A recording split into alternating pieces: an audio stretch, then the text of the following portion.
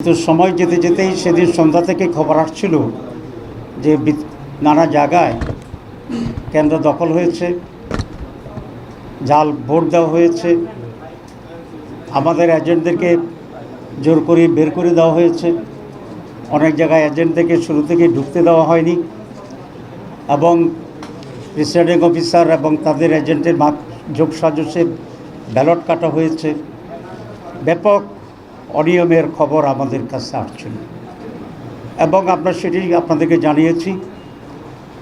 প্রায় 53টি আসনে আমরা অফিসিয়ালি আমাদের অভিযোগ দাখিল করেছি এবং সেই ভিত্তিতে ফার্দার আইনি যে লড়াই, সেই লড়াই অব্যাহত আমরা রাখছি এবং রাখব। আমরা একটা রাজসাক্ষী পেয়েছি। সেই রাজসাক্ষীর নাম হচ্ছে সাবেক উপদেষ্টা অধ্যাপিকা রিজওয়ানা, অ্যাডভোকেট রিজওয়ানা। তিনি একটা সাংবাদিকের সাথে কথা বলে এটা প্রকাশ করেছেন। তাহলে বোঝা যায় আমরা যে ইলেকশন ইঞ্জিনিয়ারের যে কথা আসছিল বা আসছে, সেটাকেই উনি নিজেই স্বীকার করে রাজসাক্ষী হয়েছেন। কারণ নিশ্চয়ই বিএনপির সাথে ওনার এমন এক কমিটমেন্ট ছিল, বা ওনার সাথে বিএনপির এমন এক কমিটমেন্ট ছিল যে উনি ইন্টারিম গভর্নমেন্ট থেকে বিএনপিকে হেল্প করবে নির্বাচনে, আর বিএনপি সরকার গঠন করলে ওনাকে মন্ত্রী বানাবে।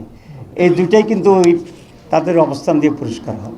সুতরাং খলিলুর রহমান সাহেবকেও একইভাবে জিজ্ঞাসাবাদে আনা উচিত এই সরকারের, এবং যে কী ধরনের কনস্পিরেসি রিজওয়ানা সহ অন্যরা তারা করেছেন, যে জাতিকে একটি সুষ্ঠু নির্বাচন থেকে তারা বঞ্চিত করেছেন। কারণ একটি সুষ্ঠু নির্বাচন এই জাতির জন্য অত্যন্ত প্রয়োজন ছিল, তাদের মনের আকাঙ্ক্ষা ছিল, তাদের দাবি ছিল। কারণ গত 56 বছরে এই জাতি কোনো নির্বাচন পায়নি।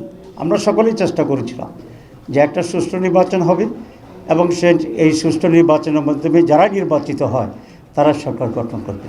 এই যে জাতির আকাঙ্ক্ষা, এই যে জুলাই লড়াই, এই যে জীবন দেওয়া, এই যে রক্ত, এই যে আমাদের রাজনীতির গতিপক্ষে পরিবর্তন করে দেওয়ার যে গাদ্দারি, দালালি, জাতির সাথে বিদ্রোহ, এই সব কিছুর জন্য এরা দায়ী। এত বড় আকাঙ্ক্ষা সুষ্ঠু নির্বাচনের জন্য এটা বন্ডুল করে দিয়েছে এই মীর জাফররা। সুতরাং এই মীর জাফরদেরকে, খলিলুর রহমানকে আমি দাবি করব, সরকার যদি স্বচ্ছতার কিছুটাও হইলেও পরিচয় করতে চায়, এবং সেই খলিলুর রহমান তো নিরাপত্তা উপদেষ্টা, আমি বলছি ডিফেন্স অ্যাডভাইজার ছিল, নিরাপত্তার অ্যাডভাইজার ছিল, তো তাকেও মন্ত্রিসভা বের করে দেওয়া উচিত এবং তাকেও জিজ্ঞাসাবাদে এনে ষড়যন্ত্র কী হয়েছে সেটাকে বের করা উচিত। আর রিজওয়ানা তো নিজেকেই বলছে আমি রাজসাক্ষী হয়েছি নিজেই, এবং তার কাছ থেকেও এই সত্য উদ্ঘাটন করা অত্যন্ত জরুরি। বিকাশ পেমেন্টে 10,000 টাকার বেশি অফার, শপিং চলছে তো।